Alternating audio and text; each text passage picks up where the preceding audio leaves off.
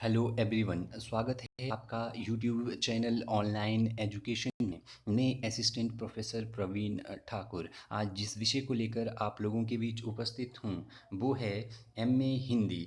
MA Hindi central university of Himachal Pradesh द्वारा MA Hindi के लिए 2019 में एंट्रेंस टेस्ट कंडक्ट करवाया गया था। उसका सॉल्व्ड पेपर मैं आप लोगों के बीच प्रस्तुत कर रहा हूँ। यह एग्ज़ाम जो है 21 मई 2019 को हुआ था। तो जो लोग एमए हिंदी जो है सेंट्रल यूनिवर्सिटी हिमाचल प्रदेश से करना चाहते हैं तो उन लोगों के लिए यह क्वेश्चन पेपर जो है बेनिफिशियल साबित होगा। इससे उनको जो है एरियाज़ डिसाइड करने में मदद मिलेगी या सिलेबस का पता चलेगा उनको कि कौन कौन एरिया से प्रश्न जो है पूछे जाते हैं, तो उनको आसानी होगी तैयारी करने में। यदि आप चैनल पर नए हैं तो चैनल को सब्सक्राइब ज़रूर करें ताकि आपको ऐसी और लेटेस्ट अपडेट मिलते रहें। यदि आपको इसका क्वेश्चन पेपर का पीडीएफ चाहिए तो आप मुझे मेल आईडी जो है कमेंट बॉक्स में आप कमेंट कर सकते हैं। मैं आपको मेल आईडी में भी पीडीएफ प्रोवाइड करवा दूंगा, या आप चैनल की डिस्क्रिप्शन बॉक्स में जाकर जो है मेल जो है वहाँ से पीडीएफ डाउनलोड कर सकते हैं। तो ये एमए हिंदी के लिए यह एंट्रेंस हुआ था सेंट्रल यूनिवर्सिटी ऑफ धर्मशाला में। तो अधिकतम अंक इसमें 60 थे और टाइम जो है 1.5 आवर था। मैक्सिमम मार्क्स 60 थे और इसमें नेगेटिव मार्किंग का प्रोविज़न रहता है। तो जब भी आप एंट्रेंस एग्ज़ाम जो है दे रही हूँ तो आपको कुछ एक जो है निर्देशों का, इंस्ट्रक्शन का, अनुदेश का पालन करना होता है। तो ये इंस्ट्रक्शन जो है आप ज़रूर ध्यान में रखें जब भी आप एंट्रेंस एग्ज़ाम दें। तो इसमें जो प्रश्न पूछे गए थे वो कुछ इस प्रकार थे। पहला प्रश्न था कि विद्यापति पदावली की रचना किस भाषा में हुई है। तो प्रश्न नंबर 1 का आंसर ए है। विद्यावती जो पदावली है इसकी जो रचना हुई है वो मैथिली भाषा में हुई है। तो 1 का आंसर ए रहेगा। जो प्रश्न नंबर 2 है, ओम जय जगदीश हरे आरती की रचना किसने की है। तो इसकी रचना जो है की है श्रद्धाराम फिलौरी ने। तो 2 का आंसर जो है बी है। श्रद्धाराम फिलौरी ने ओम जय जगदीश हरे आरती की रचना की। प्रश्न नंबर 3 जो पूछा गया था वो पूछा गया था कि किस कवि को अभिनव जयदेव की उपाधि मिली थी। तो इसका आंसर जो है 3 का सी है। विद्यापति जो कवि थे इनको अभिनव जयदेव की उपाधि मिली थी। प्रश्न नंबर 4 जो पूछा गया था एमए जो है हिंदी CUHP के एंट्रांस 2019 में विशिष्टता द्वैत के प्रतिपादक आचार्य कौन थे। तो इसके आंसर जो है डी है। रामानुजाचार्य जी ने विशिष्टा द्वैत जो है प्रतिपादक इसका प्रतिपादन किया है। प्रश्न नंबर 5 जो पूछा गया था वो पूछा गया था कि बीजक में किस कवि की रचनाएं संकलित है। तो बीजक में कबीर दास जी की रचनाएं संकलित है। 5 का आंसर जो है डी रहेगा। प्रश्न नंबर 6 जो पूछा था, कबीर को वाणी का डिक्टेटर किस समीक्षक ने कहा है। कबीर को वाणी का डिक्टेटर किस समीक्षक ने कहा है। तो इसका आंसर जो है सी रहेगा। हजारी प्रसाद द्विवेदी जी ने कबीर को वाणी का डिक्टेटर जो है समीक्षक के रूप में कहा है।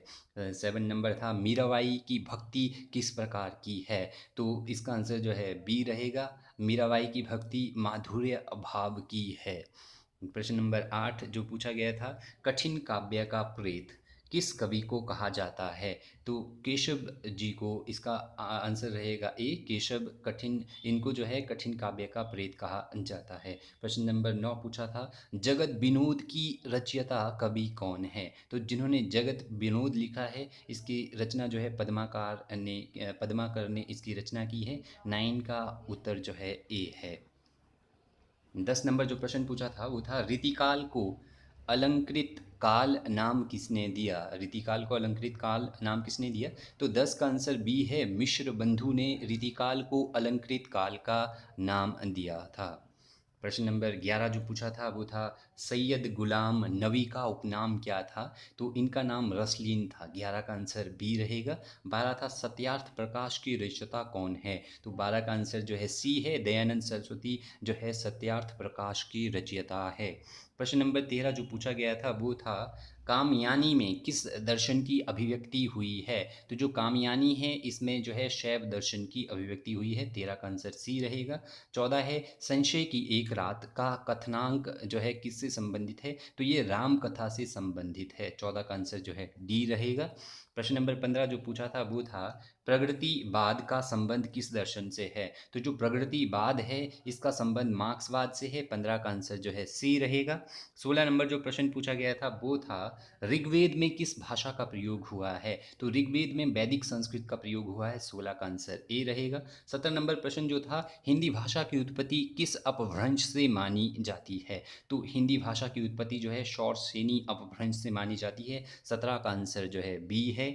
18 नंबर प्रश्न है हिंदी दिवस कब मनाया जाता है। तो इसका आंसर सी रहेगा। 14 सितंबर को हिंदी दिवस मनाया जाता है। प्रश्न नंबर 19 जो पूछा था राजभाषा आयोग का गठन कब हुआ। तो इसका आंसर जो है डी है। 1955 को 1955 को राजभाषा आयोग का गठन हुआ था। प्रश्न नंबर 20 ये पूछा था कि पाली किस धर्म की भाषा है। पाली जो है बौद्ध धर्म की भाषा है। 20 का आंसर जो है डी रहेगा। बौद्ध धर्म जो है पाली जो है बौद्ध धर्म की भाषा है। प्रश्न नंबर 21 जो पूछा गया था वो था पहाड़ी भाषा का विकास किस अपभ्रंश से हुआ है। तो जो अपभ्रंश है इसका आंसर जो है सी रहेगा। खस अपभ्रंश से पहाड़ी भाषा का जो है विकास हुआ है। प्रश्न नंबर 22 जो पूछा गया था वो था इनमें से देवनागरी लिपि का उल्लेख सर्वप्रथम कहाँ मिलता है। तो जो जयभट्ट का शिलालेख है उसमें सबसे पहले देवनागरी लिपि का सर्वप्रथम उल्लेख मिलता है। प्रश्न नंबर 23 जो पूछा गया था वो था अपभ्रंश का पहला कवि किसे माना जाता है। तो जो स्वयंभू है स्वयंभू 23 का आंसर जो है ए रहेगा। स्वयंभू को अपभ्रंश का पहला कवि माना जाता है। तो अगला जो प्रश्न पूछा गया था प्रश्न नंबर 24 वो था नागरी प्रचारणी सभा काशी की स्थापना कब हुई। तो 1893 ईस्वी में नागरी जो प्रचारणी सभा है काशी की स्थापना जो है 1893 में हुई थी। प्रश्न नंबर 25 था हिंदी का पहला साप्ताहिक पत्र किसे माना जाता है। तो जो उदंत मार्तंड है यह हिंदी का पहला साप्ताहिक पत्र था। 25 का आंसर जो है सी रहेगा। 26 नंबर जो प्रश्न पूछा गया था इनमें से खड़ी बोली का प्रथम महाकाव्य कौन सा है। तो जो प्रिय प्रवास है 26 का आंसर सी रहेगा। प्रिय प्रवास खड़ी बोली का प्रथम महाकाव्य है। 27 नंबर जो प्रश्न पूछा गया था वो था अंग्रेजी शासन काल में हिंदी को स्कूलों में प्रवेश दिलाने का श्रेय किस हिंदी सेवी व्यक्ति को दिया गया। तो जब अंग्रेजी शासनकाल था भारत में तो हिंदी को स्कूलों में प्रवेश दिलाने का श्रेय किसको जाता है। तो इसका आंसर 27 का सी है। राजा शिव प्रसाद सितारे हिंद को अंग्रेजी शासनकाल में हिंदी को स्कूलों में प्रवेश दिलाने का श्रेय जाता है। 28 नंबर प्रश्न है परिनिष्ठित भाषा का दूसरा नाम क्या है। तो जो परिनिष्ठित भाषा है इसका जो दूसरा नाम है इसको मानक भाषा भी कहा जाता है। 28 का आंसर डी होगा। प्रश्न नंबर जो 29 है प्रश्न नंबर 29 है दक्षिण भारत जो हिंदी प्रचार सभा की स्थापना किसने की। तो इसका आंसर जो है बी रहेगा। महात्मा गांधी जी ने जो है दक्षिण भारत हिंदी प्रचार सभा की स्थापना की थी। प्रश्न नंबर 30 जो इसमें पूछा था वो पूछा था पाहुड़ दोहा किसकी कृति है। जो पाहुड़ दोहा है यह राम सिंह जी की कृति है। तो 30 का आंसर जो है ए रहेगा। प्रश्न नंबर 31 जो पूछा था उसने कहा था कहानी का प्रकाशन कब हुआ था। तो 31 का आंसर जो है ए रहेगा। 1915 ईस्वी में उसने कहा था कहानी का प्रकाशन हुआ था।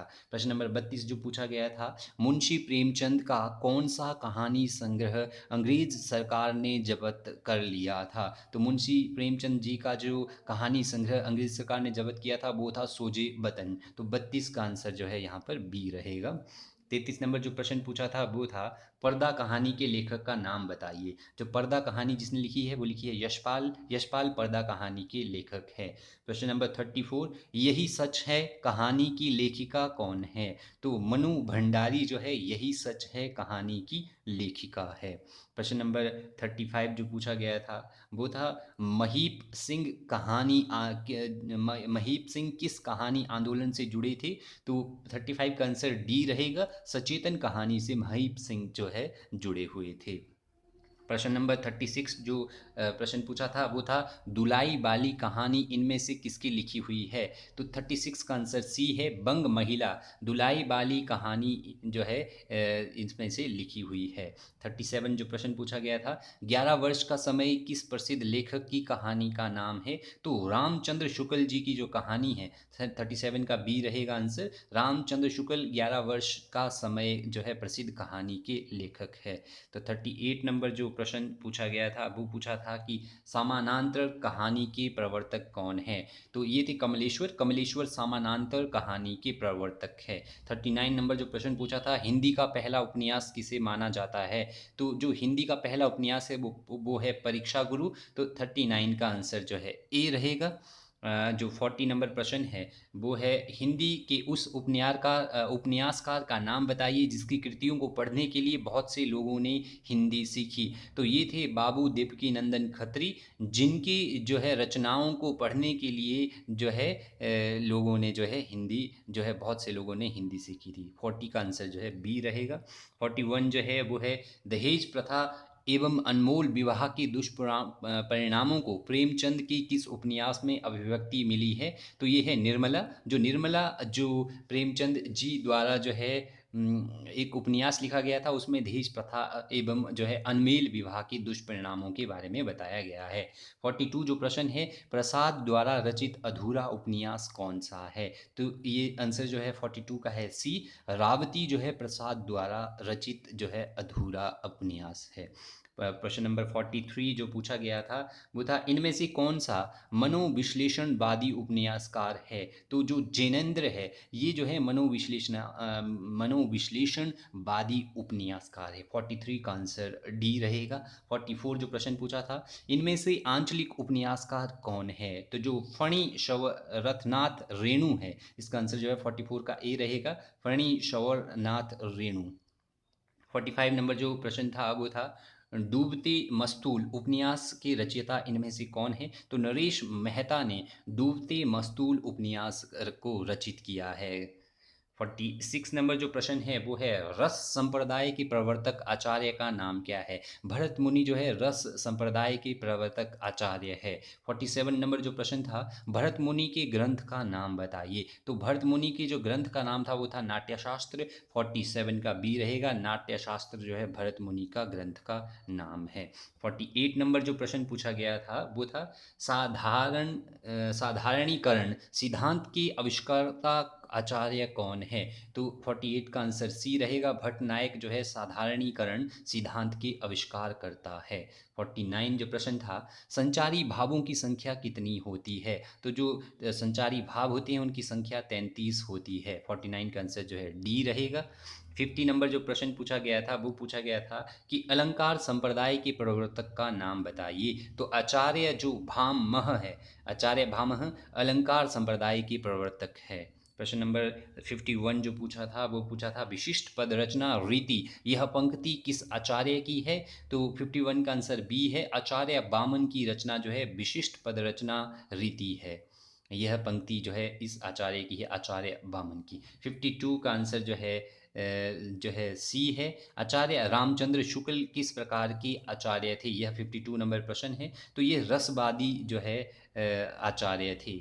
आचार्य रामचंद्र शुक्ल जो है रसवादी आचार्य थे। 53 जो प्रश्न था वो था, काव्य प्रकाश की रचयिता आचार्य कौन है। तो इसका आंसर जो है डी है, आचार्य मम्मट जो है काव्य प्रकाश की रचयिता थे। 54 प्रश्न था, रोमांटिसिज्म का जन्मदाता इनमें से किसको माना जाता है। तो जीन जैकिस रूसो। 54 का आंसर जो है डी रहेगा, रूसो को रोमांटिसिज्म का जन्मदाता माना जाता है। 55 जो पूछा गया है प्रश्न, यथार्थवाद और अति यथार्थवाद का जन्म हुआ था। तो फ्रांस में यथार्थवाद और अति यथार्थवाद का जन्म हुआ था। 55 का आंसर सी रहेगा। 56 जो प्रश्न था वो था, नई समीक्षा का सर्वप्रथम प्रयोग किसने किया। तो जे.ई. स्पिनगॉर्न ने जो है नई समीक्षा का सर्वप्रथम जो है प्रयोग किया था। तो 56 का आंसर बी रहेगा। 57, इसमें से व्याख्यात्मक समीक्षा का श्रेय किसे दिया जाता है। तो टी.एस. इलियट को जो है व्याख्यात्मक समीक्षा का श्रेय दिया जाता है। 57 का आंसर ए रहेगा। 58 है जो है, अभिजन अभिव्यंजनावाद सिद्धांत किसने स्थापित किया। तो जो अभिव्यंजना सिद्धांत स्थापित किया था वो किया था क्रोचे ने। तो इसका आंसर बी रहेगा, क्रोचे ने अभिव्यंजनावाद सिद्धांत स्थापित किया था। प्रश्न नंबर 59 वो था, अरस्तु के ग्रंथ का नाम क्या था। तो अरस्तु ने जो ग्रंथ लिखा है उसका नाम है पॉलिटिक्स। यहाँ पर जो है गलत से पोइटिक्स भी उन्होंने लिखा है हिंदी में। तो यहाँ पर 59 का आंसर जो है सी रहेगा, पोइटिक्स जो है अरस्तु के ग्रंथ का नाम पोएटिक्स है। 60 लास्ट नंबर जो प्रश्न है वो है, ब्रह्मानंद सहोदर किसे कहा गया है? तो ब्रह्मानंद सहोदर जो है रस को कहा गया है। 60 का आंसर जो है डी है। तो यदि आपको जो है वीडियो लेक्चर अच्छा लगा हो तो चैनल को ज़रूर सब्सक्राइब कीजिएगा। Thank you.